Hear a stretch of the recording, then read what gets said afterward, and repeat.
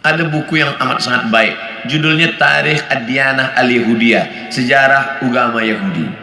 Di sana diceritakan bagaimana orang Yahudi percaya bahwa nanti di akhir zaman akan datang seorang nabi, dan mereka menyebut dia manakala berperang.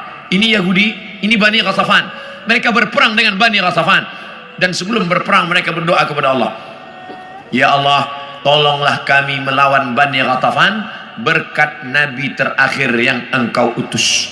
Sudah datangkah nabi terakhir itu? Sudah. Siapa dia? Muhammad sallallahu alaihi wasallam. Mana buktinya? Husain padri Yahudi, dan dia ingin tahu apakah ini nabi terakhir itu. Dia intip dari balik pokok kurma manakala Muhammad SAW datang. Tala'al badru alaina. Yang lain menyambut Nabi Muhammad, dia perhatikan dari jauh, dia tengok tanda-tandanya. Selepas itu dia pun datang.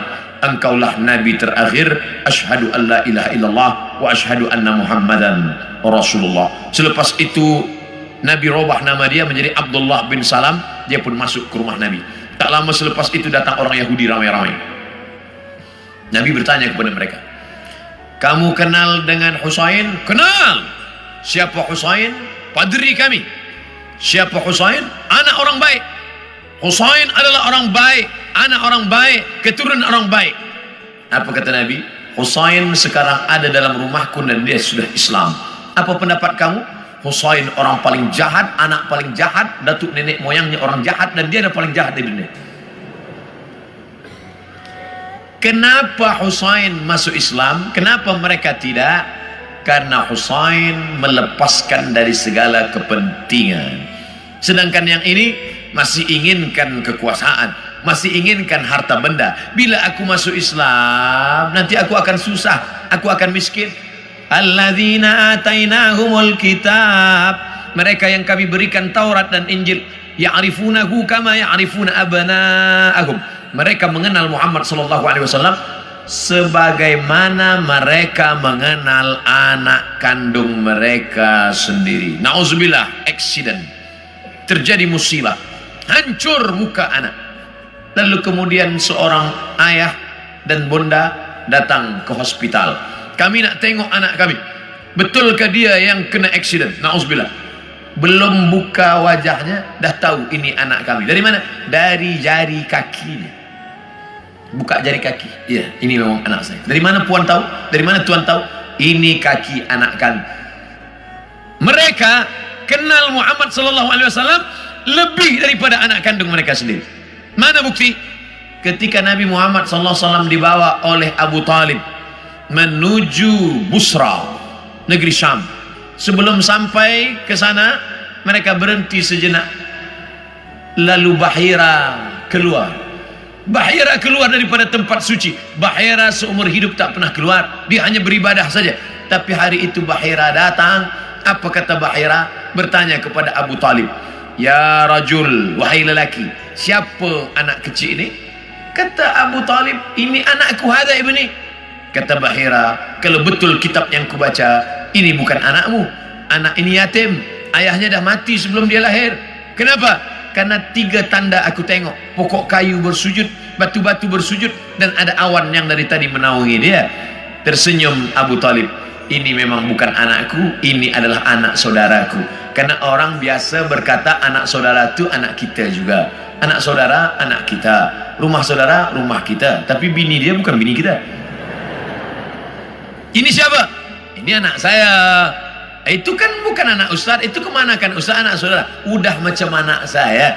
Begitulah Bahira tahu bahwa ini anak ayahnya sudah meninggal. Itulah yang ditulis dalam syair Al-Barzanji. Walamma tamma min hamlihi, ketika hamilnya sempurna, syahrani 2 bulan, ala ashhuril aqwalil marwiyah, menurut hitungan bulan qamariyah. Tufiya bil Madinatil Munawwarati abuhu Abdullah, meninggal ayahnya Abdullah 2 bulan. Kenapa mereka tahu?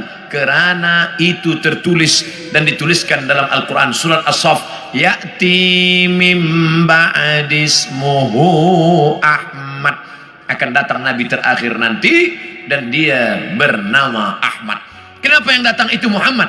Muhammad masyhur di bumi Ahmad masyhur di antara malaikat. Ahmad dia, Muhammad dia, Toha dia, Yasin dia, Al-Fatih dia, Al-Khatim dia. Al-Fatihu lima ughliq wal khatimu lima sabaq, nasirul haqqi bil haqq, yahdi ila siratikal mustaqim.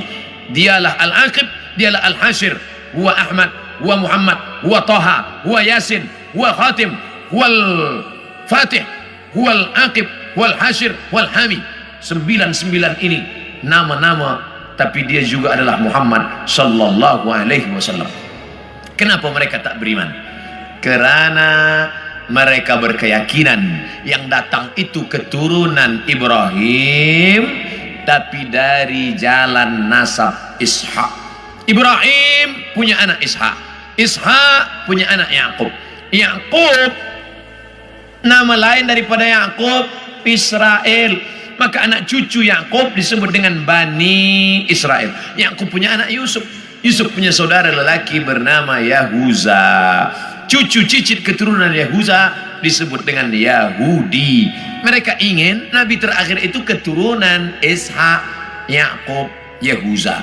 Sedangkan yang lahir terakhir ini Muhammad SAW, anak Abdullah, anak Abdul Muttalib, anak Hashim, anak Abdi Manaf, anak Qusay. Qusay lah yang membina Darun Nadwah di kota Makkah Al-Mukarramah. Cucu cicit keturunan daripada Adnan, Adnan keturunan daripada Ismail, Ismail anak daripada Ibrahim alaihissalam.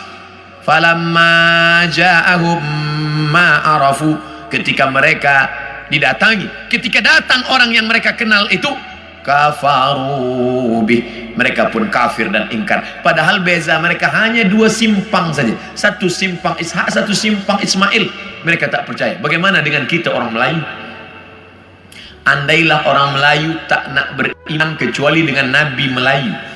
Aku tak nak Nabi seorang Arab, ingin Nabi yang Melayu, pakai baju Melayu, pakai songket Melayu.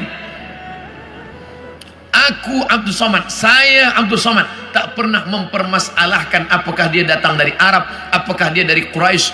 Yang penting aku bersyahadat asyhadu an la ilaha illallah wa asyhadu anna Muhammadan Rasulullah. Islam, makna Islam istislam, makna istislam al-inqiyad wa ta'ah, patuh dan taat. Datang dia sami'na wa ata'na. Hari ini semua bumi Melayu bersyahadat, semua mengalahkan Egypt, Mesir. Sampai hari ini Mesir masih ada lagi yang tidak Islam, Arab tapi tidak Islam. Jordania Muslim, tapi Irak masih ada lagi Maronit. Mesir masih ada lagi Koptik. Tapi kita bumi Melayu, kalau sudah disebut Melayu adalah Islam. Melayu tanpa Islam hilang me-nya, tinggal layunya saja lagi. Oleh sebab itu kita bangkitkan izzah ini, kita bangkitkan kekuatan kita dengan tidak memusuhi orang lain. Orang Melayu adalah bangsa Muslim yang terbuka untuk segala golongan.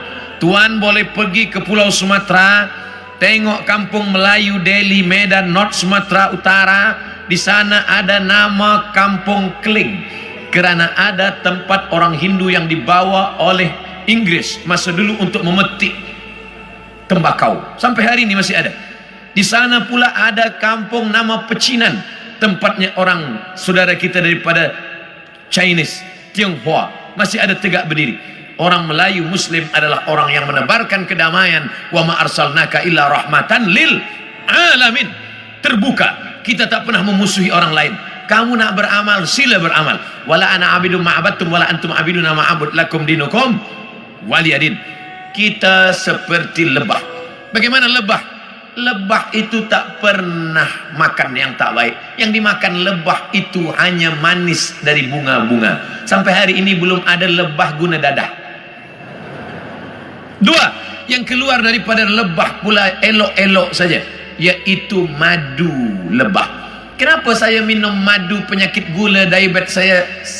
Yang salah bukan lebah, tukang jual lebah campur gula.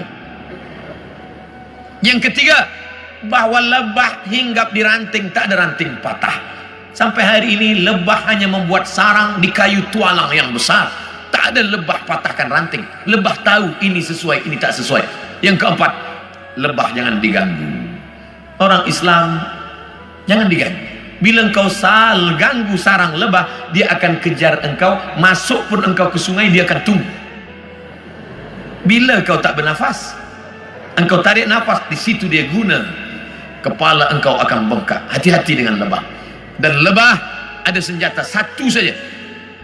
Di ekor lebah ada satu senjata. Lebah tahu, bila aku dah guna ini aku akan mati. Sengatan lebah diguna sekali seumur hidup. Dan kalau dia sudah pakai, orang akan kena, dia pun akan mati. Bagi lebah, lebih baik berputih tulang daripada berputih mata. Ini tak betul juga, sebab lebah tak bertulang. Bagi lebah, lebih baik mati, tapi mati syahid, iskariman au mut syahidan. Oleh sebab itu berhati-hati. Masalul mu'minin kamasalin nahli. Perumpamaan orang-orang beriman seperti lebah. Lebah. Kita gunakan filosofi ini dalam kehidupan kita. Mudah-mudahan kita selamat di awal zaman, selamat pula di akhir zaman, insyaAllah. Amin.